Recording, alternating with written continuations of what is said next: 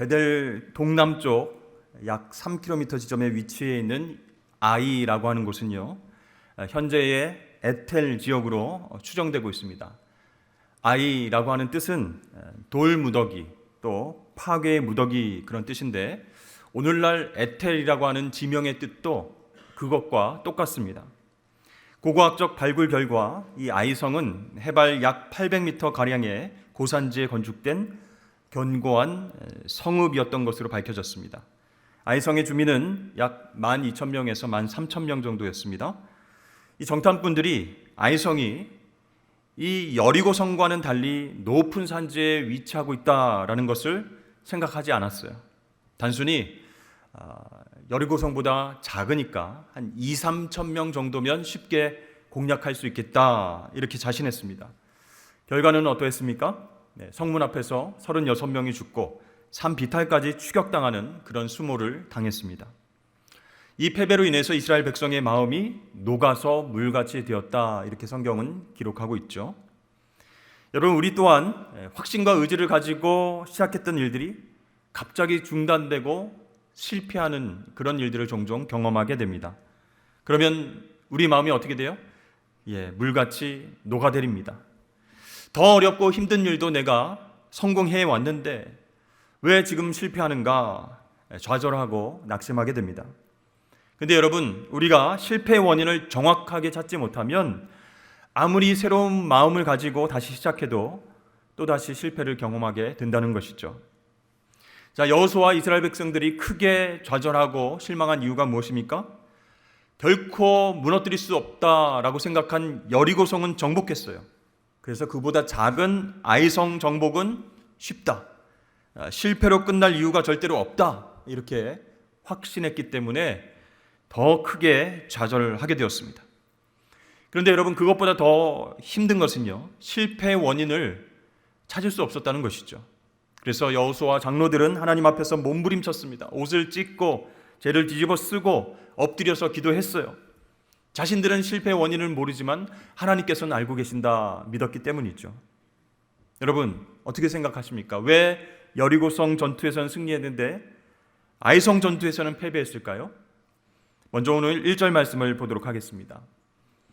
이스라엘 자손들이 온전히 바친 물건으로 말미암아 범죄하였으니 이는 유다 지파 세라의 증손 삽디의 손자 갈미 아들 아간이 온전히 바친 물건을 가졌음이라. 여호와께서 이스라엘 자손들에게 진노하시니라. 자, 여기 아간이라고 하는 사람이 나오는데 그 사람이 물건을 훔쳤어요. 어떤 물건이에요? 여호와 하나님께 온전히 바쳐진 물건을 자기 것인 양 훔쳤습니다. 그래서 아이성 전투 패배의 원인은 바로 범죄였음이 1절 말씀에서 드러납니다. 그런데요, 이상하게도 성경에는 아간만 언급한 것이 아니라 그 조상들 이름을 명시하고 있다는 것이죠. 유다 지파 세라의 증손 삽디의 손자 갈미의 아들 아간. 왜 이렇게 기록했을까요? 아간의 범죄는 다 조상 탓이다, 아니면 연자제처럼 아간의 죄를 조상까지 올라가서 지금 하나님께서 묻고 계신 것인가요? 여러분, 아간의 조상 유다의 이야기는 창세기 아브라함까지 올라갑니다. 아브라함은요, 가나안 땅 기근을 피해서 애굽으로 내려갔는데 이 위험에 처할까 봐 두려워서 아내 사레를 자신의 누이라고 속입니다. 이것은요, 그냥 단순히 거짓말한 정도가 아니죠. 하나님께서 허락하신 약속의 아내를 이방인들에게 팔아버리는 악한 행동이었습니다. 근데 아브라함은요, 스스로 상황 때문이었다, 이것을 모면하기 위함이었다, 이렇게 합리화하면서 아내를 누이라고 속였습니다. 그 대가로 뭘 받았죠? 애굽 사람들이 주는 재물을 취했습니다. 그때 하나님께서 개입하시고 간섭하시지 않으셨으면 그 가정은 깨질 수밖에 없었고 하나님의 축복도 받지 못했을 것입니다. 창세기 26장을 보면요, 아브라함의 아들 이삭도 아브라함처럼 블레셋 사람들에게 자신의 아내 리브가를 자기의 누이라고 속이는 장면이 나옵니다. 이러한 거짓말 역사는요, 이삭의 아들 야곱에게로도 이어집니다. 야곱은요, 자신이 직접 피해자가 되죠. 처음에는 야곱이 자기 욕심에 의해서 아버지와 형을 속이게 됩니다. 장자권을 취하게 되죠. 그러나 나중에 야곱 역시 자기 아들들에게 속아서 요셉이 죽은 것으로 여깁니다. 그래서 힘들고 아픈 세월을 보내게 된다는 것이죠. 자, 야곱의 아들들 중 넷째가 바로 유다입니다. 물건을 오늘 훔치고 거짓말했던 아간의 조상 유다가 야곱의 넷째 아들이죠. 여러분, 그렇다면 유다는 어떤 사람입니까? 며느리인 다말을 창녀로 오인해서 자손을 얻은 사람이죠. 그러니까 이 유다가 분별하지 못하고 아들의 처에게 범죄한 것입니다. 그리고 오늘 본문에서 보면 그 후손 아간은 하나님의 것, 하나님의 소유를 도둑질해서 죄를 범하게 된다라는 것이죠. 이러한 예는요, 성경에 많이 나오고 있습니다. 한 사람의 죄로 그치지 않고 그 자녀들, 그 손자에게도 똑같은 죄가 내려가고 있는 것을 보게 되죠. 자, 다윗이 밧세바를 범해서 아내로 삼았습니다. 그리고 우리아를 몰래 죽였을 때 그 이후에는 어떤 일들이 일어납니까? 다윗의 큰아들 암논이 막내 여동생 다말을 범하게 됩니다. 그것을 보고 다말의 오빠였던 압살롬이 계략을 꾸며서 형 암논을 죽이죠. 그리고 나중에 압살롬은 훗날 아버지를 반역하면서 비극의 역사를 만들게 됩니다. 여러분, 뭘 보여주는 것일까요? 이런 악한 흐름은 개인에게 그치지 않고 가문 공동체에 악한 영향력을 준다라는 것이죠. 그래서 구약 성경에서 자주 발견되는 문장이 무엇입니까? 그의 아버지의 길로 행하며 그의 어머니의 길로 행하며, 그런 문장이 자주 반복됩니다. 그렇습니다. 해결되지 않은 죄의 역사는 반복된다라는 것을 알 수 있는 것이죠. 그래서 죄를 방관하고 철저하게 하나님 앞에서 회개하지 않으면 우리 후손들에게 악한 영향력으로 흘러갈 수 있다라는 사실을 하나님께서는 보여주고 계신 것입니다. 여러분, 오늘날 우리에게 약속된 하나님의 축복이 중단되고 믿음과 확신으로 시작한 일들이 계속 실패할 때 어떻게 해야 되겠습니까? 현상 너머의 영적인 흐름이 잘못되지는 않았는가? 내가 죄악을 회개하지는 않았는가? 한번 살펴봐야 한다라는 것이죠. 여러분, 영적인 거장들, 또 축복의 역사를 이어내려간 사람들은요, 자신의 죄만 회개하고 끝나는 것이 아니고 자기 조상들도 함께 회개하고 영적인 저주와 그 죄악들을 끊어냈다라는 것이죠.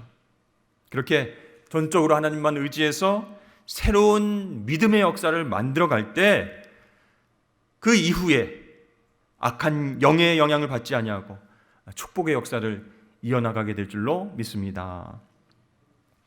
여러분, 아이성 실패의 원인, 그것은 1절에 아간의 범죄다 이렇게 분명하게 드러났죠.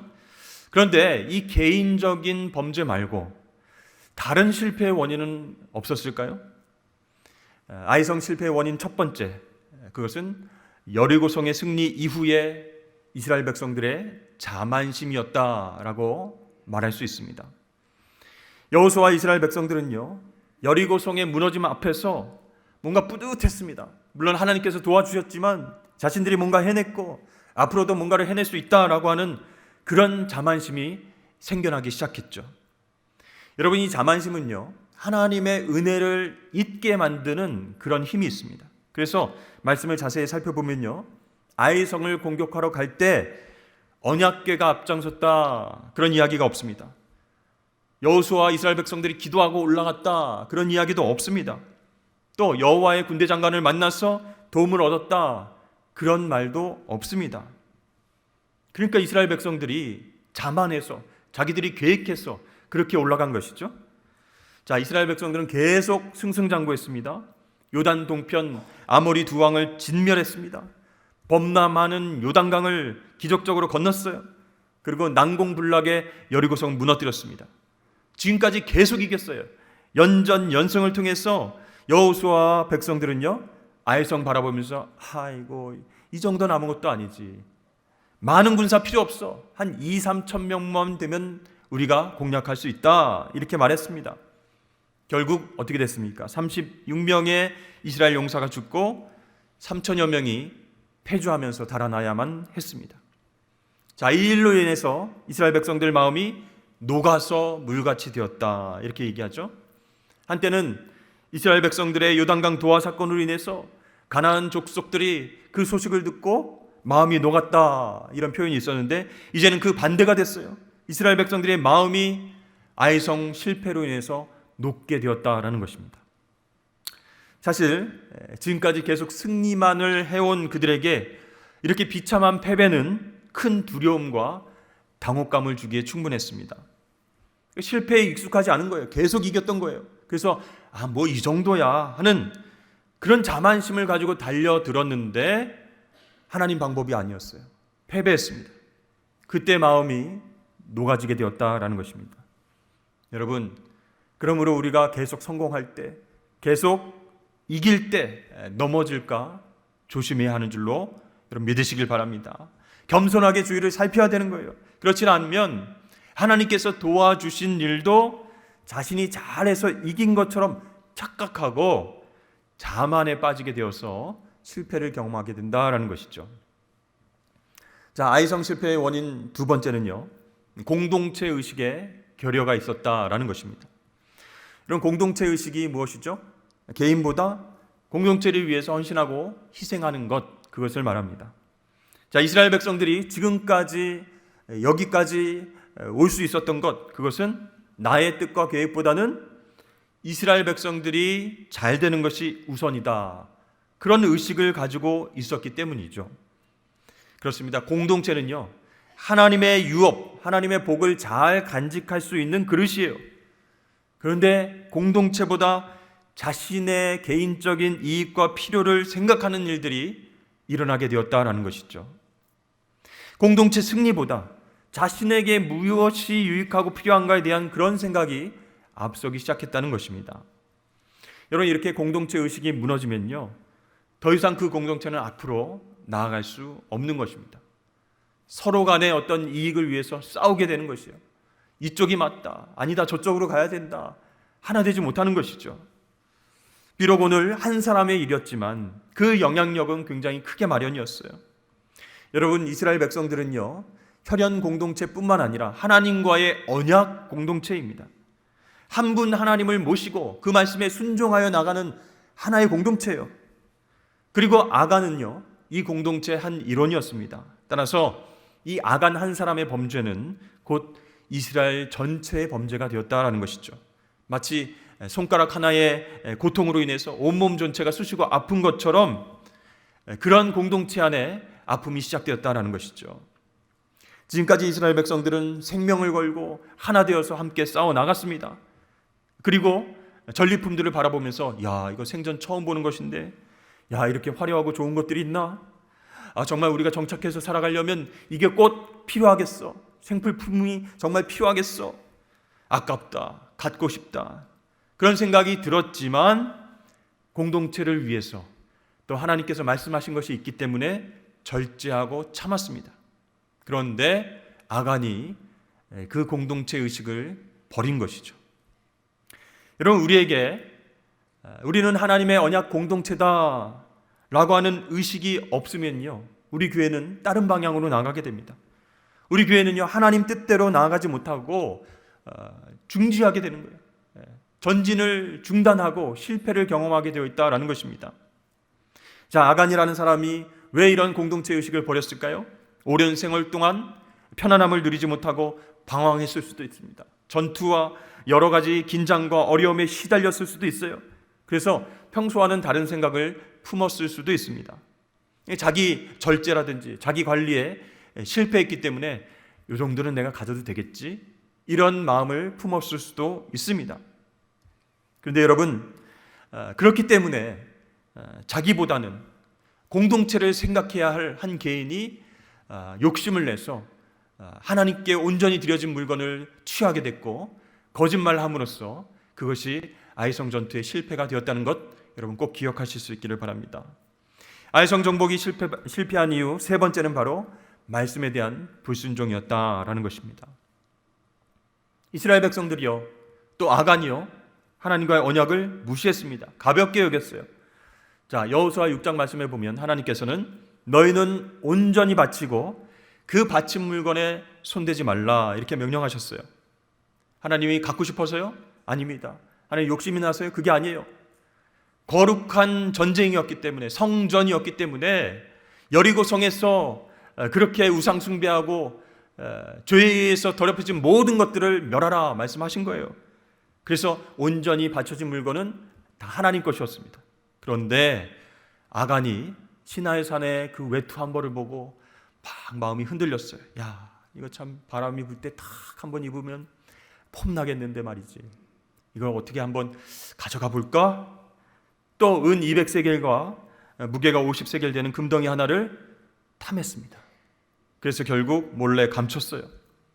하나님의 언약을 어겼습니다. 하나님의 것을 자기 것으로 생각하고 감춰두고 속였어요. 그래서 아이성 정복은 실패했다라는 것입니다. 거룩한 한 마음으로 정복해야 할 그 전투에서 욕심이 들어온 거예요. 탐심이 들어온 거예요. 하나님의 언약의 말씀을 지키지 않아서 그런 죄를 범하게 되었다라는 것이죠. 여러분, 이스라엘 회복의 역사는 언제 이루어졌습니까? 네, 철저하게 회개했을 때 회복의 역사가 진행이 되었습니다.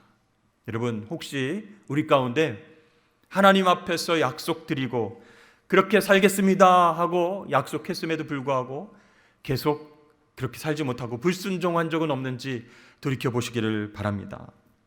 호세아 선지자는요, 하나님의 마음을 이렇게 전했습니다. 그들은 아담처럼 언약을 어기고 거기에서 나를 반역하였느니라. 그러니까 호세아 선지자가 왜 이스라엘 백성들이 축복받는 것을 중단되었느냐, 고난과 고통의 역사가 계속되느냐, 그 이유가 무엇이냐 했을 때 하나님과의 관계에 있었다. 아담처럼 언약을 어겼다. 나를 반역하였다. 그렇게 말씀하시는 거예요. 그렇습니다. 하나님과의 약속을 어긴 것에서부터 축복이 중단되었다라고 말씀하고 있어요. 그때 호세아 선지자는 해결책을 주었습니다. 무엇이죠? 능히 우리를 다시 회복시켜 주실 하나님을 힘써 알자. 우리 하나님께로 돌아가자. 그렇게 됐을 때 회복이 시작된다라고 해결책을 제시해 주었습니다. 그렇습니다. 예전에는 내 필요에 따라서 내 유익을 따라서 살았지만 이제는 돌이켜서 말씀을 따라서 순종하며 하나님과 동행하며 살아야 할 줄로 믿습니다. 그렇게 하나님과의 관계 속에서 믿음으로 살아내려고 하는 결단이 있어야 우리의 삶도 회복되게 되는 줄로 여러분 믿으시길 바랍니다. 사랑하는 성도 여러분, 여러분 인생 가운데 정말 복되고 실패와 아픔의 반복이 없기를 바라십니까? 그렇다면 나의 삶의 태도를 돌아보십시오. 하나님과의 관계 속에서 불순종의 그런 모습은 없는지 살펴보시길 바랍니다. 그것을 발견하고 철저하게 회개할 때 거기서부터 회복이 시작되게 되는 것입니다. 자, 하나님께서는 아간 한 사람의 행위로 말미암아 공동체의 전진을 중단시키셨습니다. 그것은 아간 한 사람만의 문제가 아니다. 이스라엘 공동체 전체의 삶의 태도가 문제다. 이렇게 말씀하시면서 그 태도를 점검하기를 원하셨습니다. 우리 13절 말씀입니다. 우리 함께 읽어볼까요? 시작. 너는 일어나서 백성을 거룩하게 하여 이르기를 너희는 내일을 위하여 스스로 거룩하게 하라. 이스라엘의 하나님 여호와의 말씀에 이스라엘아 너희 가운데에 온전히 바친 물건이 있나니 너희가 그 온전히 바친 물건을 너희 가운데서 제하기까지는 내 원수들 앞에 능히 맞서지 못하리라. 여러분, 하나님께 온전히 바쳐진 물건을 아간이 가져왔어요. 근데 아간 혼자의 문제가 아니라는 거예요. 아간의 범죄에 그 가족이 동참했거나 아니면 묵인했을 가능성이 있습니다. 이 아간이요, 하나님께 바친 물건을 장막 안에다 감추는 그 과정에서 이 무서운 범죄 사실을 알고도 동조하고 묵인하고 방조한 그의 가족 역시 하나님 앞에서 죄를 저지른 것입니다. 따라서 그 온전히 바친 물건을 너희 가운데서 제하기까지 전쟁에서 이길 수 없다. 이렇게 말씀하신 하나님 말씀은요, 아간과 그 가족까지 심판하고 거룩을 회복해야 너희 이스라엘 공동체는 다시 출발할 수 있다. 이런 뜻이었습니다. 그렇습니다. 여러분, 가나안 정복 전쟁은요, 하나님의 공의, 하나님의 정의를 실현시키는 거룩한 전쟁, 성전이었어요. 따라서 이 가나안 정복 전쟁에서 무엇보다 중요한 것은 말씀에 철저하게 순종하는 성결함인 줄로 여러분 믿으시길 바랍니다. 여러분, 우리가 어떻게 거룩해질 수 있겠습니까? 뭐 깨끗이 씻는다고요? 좋은 옷을 입는다고요? 아니죠. 거룩하신 하나님 말씀에 순종해야만 우리는 거룩한 자녀의 삶을 살 수 있게 되는 것이죠. 그러므로 여러분, 우리 삶의 태도를 하나님 앞에서 점검하실 수 있기를 바랍니다. 나는 하나님 사명을 감당할 수 있는 깨끗한 그릇인가? 하나님 말씀에 정말로 순종하는, 그것도 100% 순종하는 사람인가? 아니면 개인의 욕심으로 인해서 공동체에 그런 어떤 앞길까지도 막고 있는, 힘들게 하는 그런 악왕과 같은 사람은 아닌가 점검해 볼 필요가 있다라는 것이죠. 여러분, 하나님께서 아이성 전투에 실패한 이스라엘 백성들에게 주시는 궁극적인 메시지가 있습니다. 그것이 무엇입니까? 하나님의 자녀들은 어떤 삶의 자세로 이 땅에서 살아야 하는가, 그것입니다. 여러분, 하나님은요, 이스라엘 백성들이 기적적인 방법으로 요단강을 건너고 가나안 땅에 들어왔습니다. 그때 제일 먼저 명령하신 것이 무엇입니까? 할례를 행하라, 유월절을 지키라 명령하셨어요. 할례는요, 하나님 자녀라는 정체성을 기억하면서 살라, 그런 뜻이에요. 그렇습니다. 우리의 삶은요, 사람이나 환경이 아니라 하나님 자녀됨에 달려있다는 것을 의식하고 기억하며 살아야 축복의 삶을 경험할 수 있는 것입니다. 환경을 지나치게 의식하지 말고, 아이고 여기는 이방 땅인데, 아이고 여기는 이게 유행인데, 아이고 여기는 우상 숭배를 하고 있는데 내가 이래야 복받지 않을까? 환경을 의식하지 말고 어떤 순간 어느 곳에서나 내가 하나님 자녀다라고 하는 의식을 가지고 살아야 복받는다라는 거예요. 여러분, 성경은요, 이 아간의 탐심을 지적하고 있는데, 이 탐심도 가만히 보면 하나님 자녀임을 망각할 때 들어오는 마음이에요. 여러분, 내가 진짜 하나님의 자녀다 생각하면 어떤 생각하겠습니까? 하나님 보호해 주시고, 하나님이 직접 챙겨 주시고, 하나님이 인도해 주신다, 그걸 믿지 않겠어요? 하나님이 나의 아버지시니까. 근데 그걸 믿지 못하니까 내가 챙겨야 되겠다, 내가 가져가야 되겠다, 이런 생각이 들게 된다는 것이죠. 여러분, 그렇게 하나님 자녀된 의식이 없으면요, 우리는 살아가면서 이 일을 내가 이루어야겠다, 내가 소유해야 되겠다, 내가 이렇게 수고하고 애쓴 것에 대해서 보상받아야겠다, 이렇게 생각하게 된다는 것이에요. 여러분, 아간을 한번 생각해 보십시오. 이 사람이 여리고를 점령할 능력이 있는 사람이었습니까? 무슨 큰 공을 세웠습니까? 아니죠. 이 모든 전리품, 그것은 총사령관 대신 하나님의 소유가 맞습니다. 그런데 아간은요, 자기가 대가를 받을 만큼 노력했다, 이렇게 착각한 거예요. 하나님의 자녀라는 생각을 잊어버렸습니다. 그래서 자기 몫을 자기가 챙기길 원했다라는 것이죠. 마찬가지로요, 내가 예수 그리스도로 말미암아 구원받고 지금까지 살아온 것 하나님의 자녀된 축복입니다. 하나님 감사합니다. 그런 고백이 없어지면요, 그런 의식이 없어지면요, 오늘에 대한 감사와 은혜가 싹 사라지는 겁니다. 내가 어떻게 해서든지 이걸 소유해야 되겠다, 내가 어떻게든지 보상받아야 되겠다, 이런 자만심과 욕심과 교만이 몰려오게 된다라는 것이죠. 사랑하는 성도 여러분, 그러므로 우리의 가는 길이 막히고 또 계속 실패하고 어떻게 다시 시작해야 될지 모르는 그런 상황 가운데 있다면 그 근본 원인을 찾으시길 바랍니다. 나는 지금 하나님과의 관계 속에서 어떤 모습인가? 하나님 자녀라는 정체성을 가지고 지금 주님의 영광을 위해서 살아가고 있는가? 지금 내 삶의 모든 것이 하나님의 은혜임을 마음으로 고백하고 있는가? 점검해야 된다라는 것이죠. 그렇습니다. 여러분, 모든 문제의 근원은요, 사람과의 관계, 또 일에서 나오는 것 같죠? 그것이 아닙니다. 하나님과의 관계 속에서 모든 문제의 열쇠가 있다라는 것이죠. 혹시 여러분의 삶 가운데에 원치 않는 그런 멈춤이 계속 이어질 때에 큰일 났다, 마음이 녹아지고 마음이 녹아내려지고 힘들어하지 마십시오. 당황하지 마십시오. 이때가 나를 돌아볼 수 있는 축복의 기회이구나, 이렇게 생각하십시오. 그리고 나서 스스로를 정결케 하십시오. 거룩함을 입으십시오. 승승장구했던 일로 자만심이 커져 있는지 돌아보고, 나만 알고 공동체를 무시하는 그런 마음은 없었는지 살펴보고 하나님과의 관계 속에서 불순종한 것은 없는지 점검하면서 하나님께서 밀어주시고 인도하시는 그런 인생을 살아가시는 저와 여러분 되시길 주의 이름으로 축복합니다.